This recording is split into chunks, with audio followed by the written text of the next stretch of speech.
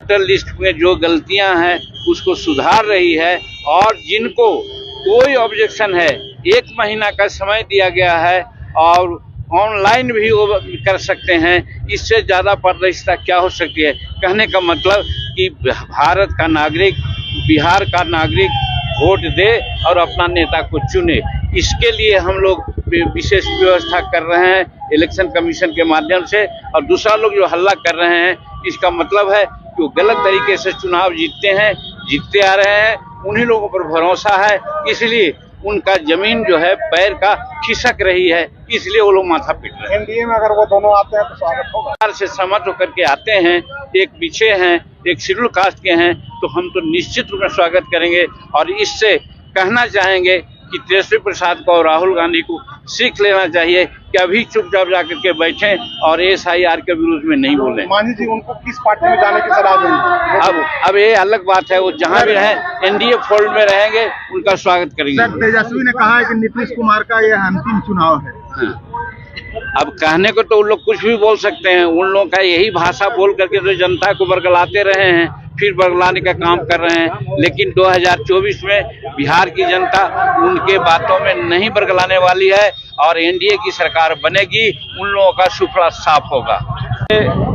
कल की जो सभा थी वो कोई पार्टी की सभा नहीं थी, वो बिहार के विकास में एक नया आयाम देने के लिए और खास करके मगध के विकास के लिए विशेष सौगात लेकर के हमारे प्रधानमंत्री जी आए थे और सभी लोगों को दिया गया था आमंत्रण और लोग आए। हम उनका स्वागत करते हैं।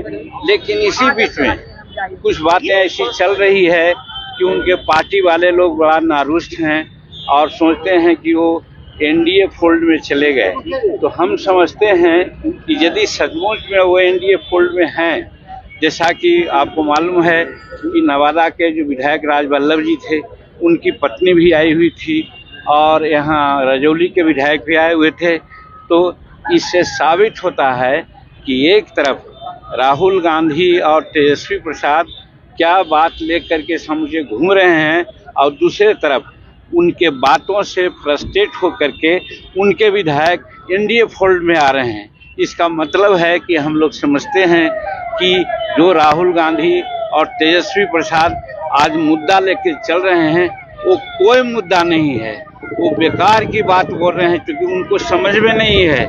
ये इलेक्शन कमीशन की सतत प्रक्रिया है और कल प्रधानमंत्री ने बड़ा स्पष्ट कहा कि हम दूसरे देश में रहने वाला, दूसरे देश में जन्मने वाला जो भारत का नागरिक नहीं हो सकता है उसको हम नागरिकता नहीं देंगे।